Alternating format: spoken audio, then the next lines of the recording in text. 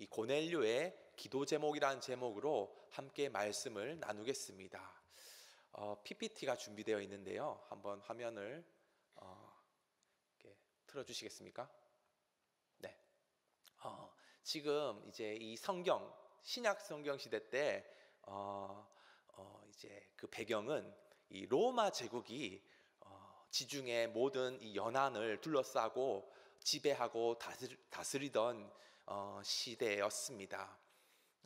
이 로마 제국은 이 1000년 정도 유지되었는데요.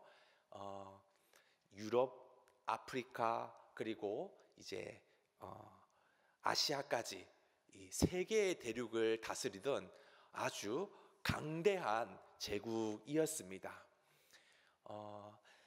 이스라엘 역시 이 로마 제국의 이제 식민 지배에 당했었는데, 지금 화면에 보시는 이 네모 박스 안에 있는 이 나라가 바로 이제 유대 나라가 됩니다. 이 화면을 넘겨보면요, 이 유대를 다스릴 때 이제 로마 군대가 이제 주둔하면서 군사적인 이제 치안을 담당했었는데요. 그 중심 도시가 바로 이 가이사랴입니다. 가이사랴. 오늘 읽은 사도행전 1장 10절에 이 고넬료라는 사람이 나옵니다. 이 사람이 어디 있다고 나와 있습니까? 바로 가이사랴라고 이제 나와 있습니다. 이 가이사랴는 사실 이 당시 이스라엘의 수도였습니다. 가이사랴는 본래 이 가이사를 높이기 위한, 가이사는 이제 로마 황제인데 로마 황제를 높이기 위해서 그 이름을 가이사랴라고 했습니다. 원래는 가이사인데 이 지명은 여성형 명사를 사용하기 때문에 가이사의 여성형 명사 가이사랴로 지명을 이렇게 지은 것입니다. 이 가이사랴는 그 도시가 특별히 그 모든 지역 중에서도 로마의 문명이 아주 번성한 지역입니다. 여러분, 이번 주 주일에 우리 동사 목사님 말씀 기억나십니까? 가이사랴 빌립보 기억나시죠? 거기에 보니까 어떤 신전이 있습니까? 로마 황제 신전, 제우스 신전, 판 신전. 그러니까 그 당시 로마 제국은 그리스 로마의 신들을 우상으로 섬겼습니다. 제우스, 아프로디테, 포세이돈, 그런 신들을 다 신으로 섬겼기 때문에 로마 문명은 우상 숭배의 극치를 달렸습니다. 그리고 중요한 것은 그 옆에 로마 황제의 신전을 세워놨습니다. 왜냐? 그 로마 황제가 곧 신과 동급이라는 걸 보여주고 싶었기 때문입니다. 그래서 로마 황제가 바로 하나님의 아들이다, 신과 동일한 수준에 있다, 그러면서 이 로마의 문명이 가장 이제 강력한 지역이 바로 가이사랴입니다. 그래서 가이사랴 빌립보도 지난주 이제 설교 말씀을 상기해 보면은 그때 어떤 고백을 하게 됩니까? 베드로가 주는 그리스도시요 살아계신 하나님의 아들이십니다. 이것을 고백할 때 지역이 중요해요. 지역이. 이 고백을요 예루살렘에서 했다, 예루살렘 성전에서 했다, 별로 영향력 없습니다. 그럼 주는 그리스도시요 흔하게 들을 수 있는 말입니다. 그런데 가이사랴 빌립보에서 그 말을 했습니다. 로마 황제가 하나님의 아들인데 예수가 그리스도시고 하나님의 아들입니다. 이거는 완전 반란이 반란. 로마 황제를 높여야 되는데 어디 예수를 높이냐. 그래서 그 고백이 그 가이사랴 빌립보에서 고백되어진 것입니다. 마찬가지로 이 가이사랴에서 예수님을 높이고 하나님을 경외한다는 것은요 로마 황제를 거역한다는 것입니다. 그것은 목숨을 걸고 하는 행위와 같았습니다. 자, 다시 한번 본문을 보겠습니다. 사도행전 10장 1절에 1절과 2절을 한번 읽어보겠습니다. 가이사라에 고넬료라는 사람이 있으니 이달리아 부데라 하는 군대의 백부장이라. 그가 경건하여 온 지방과 더불어 하나님을 경외하며 백성을 많이 구제하고 하나님께 항상 기도하더니. 우리는 이 배경을 모르면은 그냥 열심히 신앙생활하는 그런 사람이 한 명 있구나, 고넬료라는 사람이, 이렇게 생각하는데, 가이사라에서 하나님을 경외한다는 것은 그거는 큰 위험을 감수하는 일이었습니다. 심지어 고넬료는 로마의 장교입니다. 백부장입니다. 부하들을 통솔해야 될 리더입니다. 그런데 그가 하나님을 경외한다? 로마 황제가 아니라 어떤 제우스나 어떤 그리스 로마의 신화의 신들이 아니라 하나님을 경외한다? 그것도 가이사라에서. 이것은 그의 생명까지 걸어야 하는 일이었습니다. 그만 몰래 하나님을 경외하는 것도 아니었습니다. 어떻게 나오죠? 그가 2절에 그가 경건하여 온 지방과 더불어 나의 아내, 나의 자녀 다 하나님을, 우리 집은 다 하나님을 경외한다. 그러니 이 고넬료의 신앙이 일반적이지 않다는 것을 우리는 이해해야 합니다. 그런데 이 고넬료는 더 하나 중요한 사실이 있는데, 이 당시 고넬료는 하나님을 경외할 수 없는 위치에 있었습니다. 왜냐하면 그는 이방인이기 때문입니다. 이 당시는 유대인들은 오직 유대인만이 택함 받은 민족이다, 선민의식이 해결되지 않았습니다. 베드로와 요한과 그 사도들도 예수님 앞에 복음을 받았지만 그 복음의 대상은 어디부터 어디까지입니까?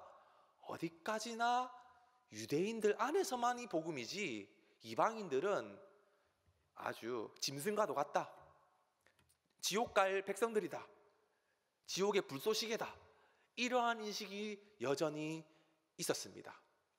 그리고 이방인들도 그러한 생각을 여전히 갖고 있는 것이죠. 그러한 가운데 하나님을 경외한다는 것은 사실 고넬료에게는 있을 수 없는 일이었습니다. 어떻게 해서 이 고넬료가 하나님을 경외하는 사람이 되었을까요? 그것은 바로 사도행전 9장에 나옵니다. 한번 볼까요? 사도행전 9장 28절에서 30절까지를 한번 보겠습니다. 같이 한번 읽어보겠습니다. 28절부터입니다. 사울이 제자들과 함께 있어 예루살렘에 출입하며 또 주 예수의 이름으로 담대히 말하고 헬라파 유대인들과 함께 말하니 변론하니 그 사람들이 죽이려고 힘쓰거늘 형제들이 알고 가이사라로 데리고 내려가서 다소로 보내리라. 아멘. 유대인들만이 오직 선민이라는 생각을 유일하게 깨부신 사람이 있습니다. 그것은 바로 사도 바울이었습니다. 바울은 이방인들을 위한 사도였습니다.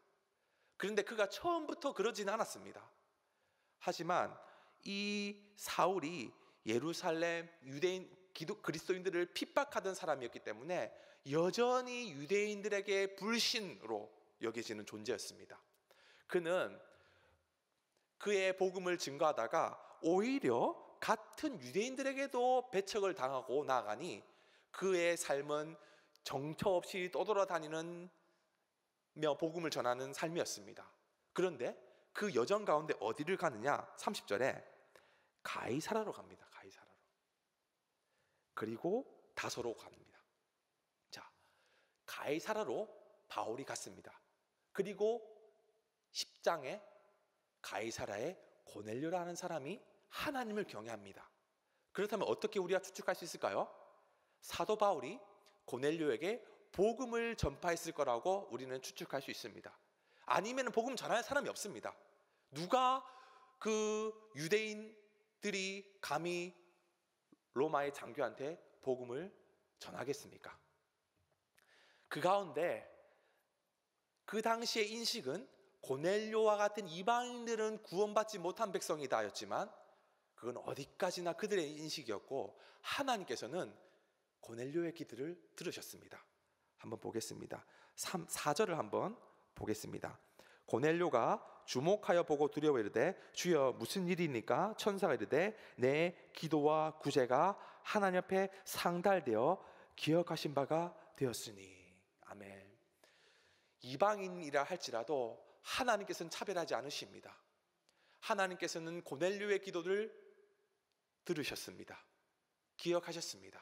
그리고 놀라운 조치를 주문하십니다. 5절입니다.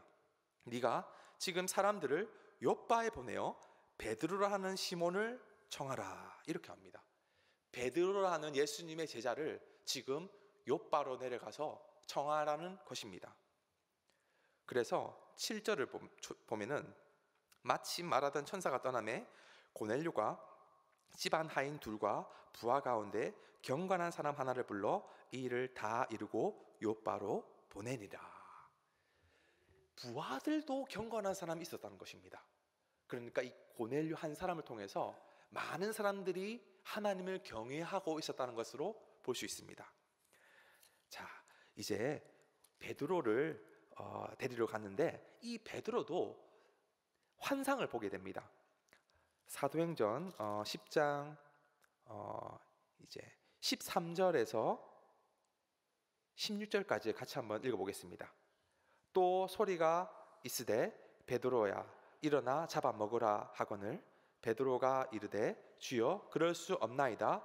속되고 깨끗하지 아니한 것을 내가 결코 먹지 아니하였나이다 한데 또 두 번째 소리가 있으되 하나님께서 깨끗하게 하신 것을 네가 속되다 하지 말라 하더라. 이런 일이 3번 있은 후 그 그릇이 곧 하늘로 올려져 가니라. 아멘. 베드로 역시 선민의식이 있었습니다. 이방인들은 구원받을 수 없다고 여겼습니다. 그런데 그는 환상을 봤습니다. 유대인들은 레위기 율법에 따라서 먹을 수 있는 음식이 정해졌습니다. 소나 양은 먹을 수 있습니다. 왜냐하면 되새김질도 하고 발굽도 있기 때문에. 그런데 발굽도 없고 되새김질도 안 하면은 못 먹는 음식입니다. 그래서 돼지고기는 못 먹습니다. 발굽은 있는데 돼지는 되새김질을 못 하기 때문입니다. 토끼 못 먹습니다. 토끼는 되새김질을 하는데 발굽이 없습니다. 그러니까 발굽도 있고 되새김질도 하는 소나 양 이런 것을 이제 먹습니다. 이 해산물도 비늘이 있고 지느러미가 있어야만 먹습니다. 오징어 못 먹습니다. 조개, 새우 못 먹습니다. 그것이 하나님의 백성으로서 지켜야 할 거룩의 계명입니다. 베드로 역시 이것을 잘 지켰을 것입니다. 그런데 환상 중에 그 못 먹는 것들을 먹으라고 하는 것입니다. 못 먹습니다. 이거 부정한 것입니다. 아니다 베드로야, 내가 거룩하다는 것을 네가 속되다 하지 말라. 환상을 보여주십니다. 그것은 곧 구원의 영역이 유대인이 아니라 이방인들도 구원의 영역 안에 들어간다는 것을 보여주는 것이었습니다. 그래서 이제 그 베드로를 찾아서 이제 17절을 보면은 베드로가 본 바 환상이 무슨 뜻인지 속으로 의아해하더니 마침 고넬료가 보낸 사람들이 시몬의 집을 찾아 문 밖에 서서 18절에 불러 묻되 베드로라는 시몬이 여기 유숙하느냐 하거늘 하면서 23절에 베드로가 불러들여 유숙하게 하니라. 여러분, 이 유대인들은요, 자꾸 유대인들 얘기를 말씀드리는데 유대인들은 이방인들을 집에 못 들입니다. 특별히 로마의 장교의 부하는 특별히 경멸의 대상입니다. 왜? 식민지 지배를 당하는 거 있으니까요. 마치 이 조선 총독부, 우리 구한말 때 조선 총독부의 직원이 와서 우리 독립운동가 집에 하룻밤 묵고 자는 겁니다. 이게 상식적입니까? 그런 상황과 같다는 것입니다. 특별히 베드로는 예수님의 제자로서, 수제자로서 리더의 위치에 있습니다. 그런데 그가 그냥 이방인도 안 되는데 로마의 그런 사람들을 함께 유숙한다는 것 자체가 그의 사고가 완전히 기존과 달라졌다는 것을 말합니다. 그리고 이제 베드로가 이제 고넬료 앞에 나갑니다. 25절에 마침 베드로가 들어올 때 고넬료가 맞아 발 앞에 엎드려 절하니. 또 이것도 말이 안 됩니다. 베드로가 절해야 됩니까? 고넬료가 절해야 됩니까? 고넬료는 백부장, 로마 장교인데요. 무엇이든지 피식민지 사람에게 명령할 수 있는 권한이 있습니다. 로마 시민권은 사람을 죽여도 면책입니다. 그런데 오히려 고넬료가 절을 하고 베드로가 그 절을 받습니다. 이것도 역시 이전과는 완전히 다른 모습입니다. 28절입니다. 이르되 유대인으로서 이방인과 교제하며 가까이 하는 것이 위법인 줄은 너희도 알거니와. 유대인들이 이방인과 교제하는 게 합법입니까? 위법입니까?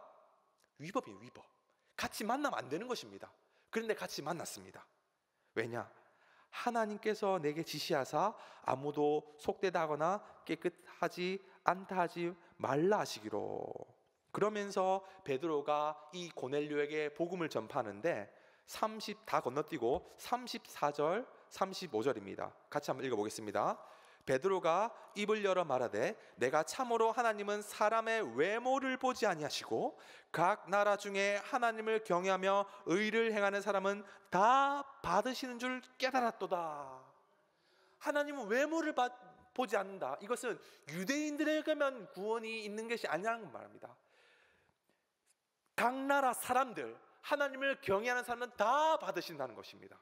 그리고 이 새로운 깨달음을 다시 가지고 가서 세례를 베풀었는데 45절입니다. 같이 한번 읽어보겠습니다. 베드로와 함께 온 할례 받으신 자들이 이방인들에게도 성령 부어주심으로 말미암아 놀라니. 이 복음을 증거한 자리에서 성령이 이방인들에게 임하게 되었습니다. 그리고 마지막 11장 18절, 11장은 예루살렘 총회를 말하는 건데 마지막 18절을 같이 읽어보겠습니다. 그들이 이 말을 듣고 잠잠하여 하나님께 영광을 돌려 이르되 그러면 하나님께서 이방인에게도 생명 얻는 회개를 주셨다 하니라. 아멘. 여러분, 이 베드로가 환상을 깨닫고 이방인들에게, 고넬료와 그 가족들에게 복음을 전하고 성령을 받고 예루살렘 공회에서 이제 공식적으로 이방인도 생명 얻는, 구원 얻는 회개가 있다, 땅땅땅 하는 그런 일련의 과정이 일어났습니다. 그리고 본격적으로 사도행전 13장에 가면은 사도 바울이 교회들의 후원을 받아서 이방인들을 위해서 복음 전도 여행을 떠날 수 있는 그런 시작이 일어나게 됩니다. 어디서부터 이런 일이 났을까요, 여러분? 오늘 말씀의 제목이 뭐였죠? 고넬료의 기도 제목. 여러분, 고넬료의 기도 제목이 무엇이었을까요? 뭘 그렇게 원했을까요? 앞으로 나 백부장이니까 천부장 되게 해주십시오 이랬을까요? 그 당시 가이사랴에서 하나님 경외한다는 건요, 내 출세길 다 끝났다는 걸 말합니다.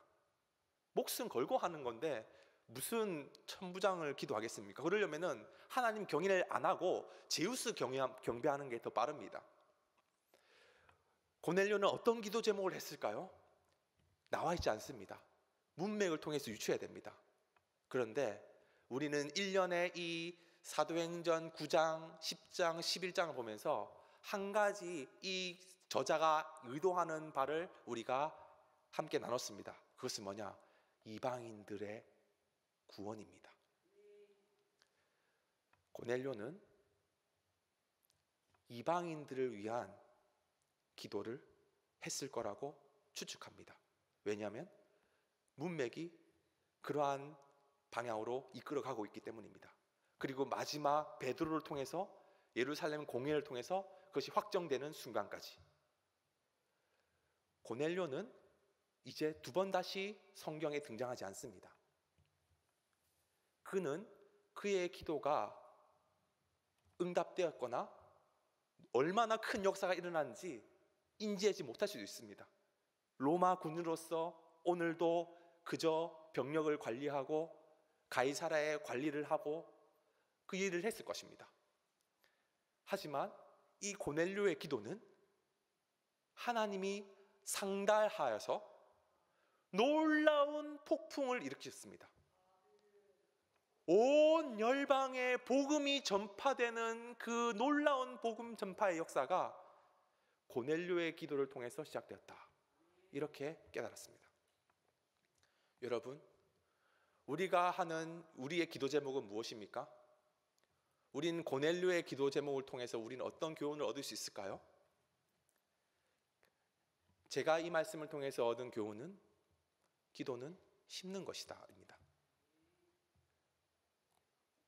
지난주 동산 목사님 저녁 세미나 기억나십니까? 교회에서 가장 큰 리더가 누구죠? 담임 목사님, 장로님이 아니라 기도하는 사람. 기도하는 사람이 하나님 쓰시는 사람입니다. 이 울산 땅에서 기도하는 게 그렇게 대단한 일이겠냐. 서울 기준으로 울산은 시골이라고 부릅니다. 대단한 게 있겠냐. 나사렛에서 무슨 선한 것이 있겠냐 하는 우리 그런 마음으로 우리가 나갈 수도 있지만 우리의 기도 하나님께서 상달하실 줄로 믿고 기도합시다. 하나님께서 놀랍게 우리의 기도를 사용해 주셔서 하나님의 선한 구원의 역사를 일으켜 가실 것입니다. 우리는 모릅니다. 내가 그렇게 기도했었나? 내가 그렇게 그냥 지나가는 기도일 수도 있습니다. 내 때 응답을 누리지 못할 수도 있습니다. 하지만 우리는 기도해야 합니다. 하나님께서 그 기도를 사용하시기 때문입니다. 존 낙스는 이런 말을 했습니다. 기도하는 한 사람이 기도하지 않는 한 민족보다 강하다. 메리 여왕으로 국교회를 믿지 않는 장로교를 고수하는 그 핍박을 하는 그 상황 가운데서도 생명을 걸고 기도하며 나갔습니다. 우리가 이렇게 이 대한민국이 예배하는 사람들이 많은 이유도 우리가 어떤 기술적으로 어떤 계획적으로 아주 똑똑하고 잘 나서가 아니라 우리 믿음의 선배들의 기도 덕분이었습니다. 어려운 일제시대의 환경에서도 신사참배를 거부하고 일제에 맞서며 기도하기를 쉬지 않는 믿음의 선배들의 그 기도 위에 교회가 세워지는 것입니다. 터툴리아누스는 순교자의 피가 교회의 씨앗이라고 이야기했습니다. 우리가 해야 할 일은 기도하는 것입니다.